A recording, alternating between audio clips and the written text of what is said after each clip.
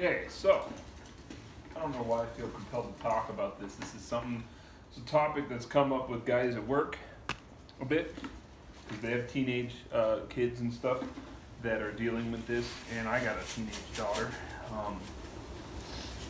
So this dating stuff as a young person, weird.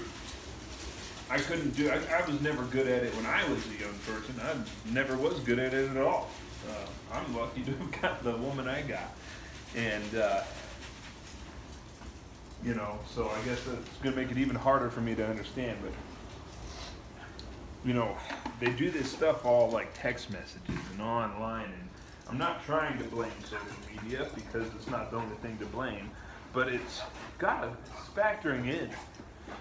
I think a lot of it's that they don't have a lot of face-to-face interactions or what have you. Like, they're not forced to do that until after they've already gained the favor of somebody by liking their Instagram pictures and things like that, saying things and comments and stuff. Now, if you're, I guess mostly a girl, teenage girl, but this I guess pertains to everybody these days. If you're a teenager and you're seeing someone saying some awesome thing like, "Oh, you're prettier than sunrise," or something like that. They're trying to come up with something seems poetic or something. I swear, there's no reason to think that they mean it. There was little reason to think that anybody meant it when I was a kid, and they were saying it to your face. But there was a little more reason. Why do I say that? They had to see your face. They had to feel your emotions with you. They had to develop some sort of empathy to know how that was going to be, taken and everything like that. They're not even doing that. They don't have to. They can just vomit out these compliments. It's ridiculous. When I was a kid, if you weren't going to be able to say something to someone's face, you had to put some serious effort. You had to write a note. Sorry, I got some oil to clean up in the garage. Spilled some oil. You had to write a note. Find a way to make it sound okay.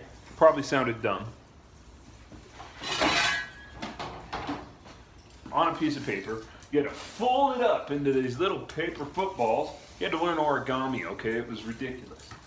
And they had to flick it across the damn classroom, assuming you had a classroom with the person. If not, you were stuck with trying to do this in the lunchroom. 600 other kids there. And, hope that you made it. So we practice, with your buddies, come on, man, field goal. And, all right, sorry about that. The wife called, so interrupted my video. For the record, oil pans and front end seals on a 88 F250 with four-wheel drive suck ass, by the way. And the four-wheel drive matters because that goes under the damn engine, the transfer case goes under the engine, gets in the way, sucks ass. Anyways, so if you had to flick it, you had to flick this paper football, have it land on there. Of course, you were too stupid, because you're a 14-year-old boy, to put the girl's name, or like her seat arrangement or something, like row 3, seat 4, something like that. No. So if it landed on the wrong desk to,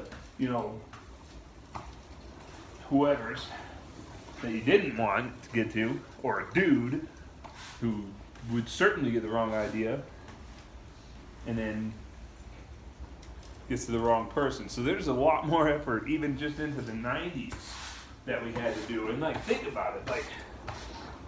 Look at the Old West. I remember watching this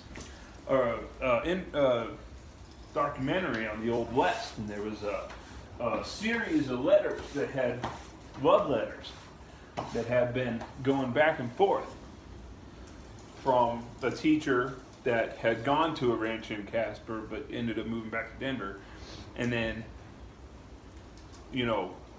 this rancher in outside of Casper, Wyoming, and they had to send the letters to and from each other, and it was the most beautiful stuff. Like, it was crazy. It was awesome. So A, nobody'd be thinking of saying shit like that now. But B, what did it take to write a letter back then? You had to save up a month's worth of wages probably to get a piece of parchment. And then you had to find a way to pay for it to be sent there, you know. You got squid ink, you're in the middle of Wyoming. Who the fuck do you think you get squid ink? I don't know. Obviously, it got imported, but, you know.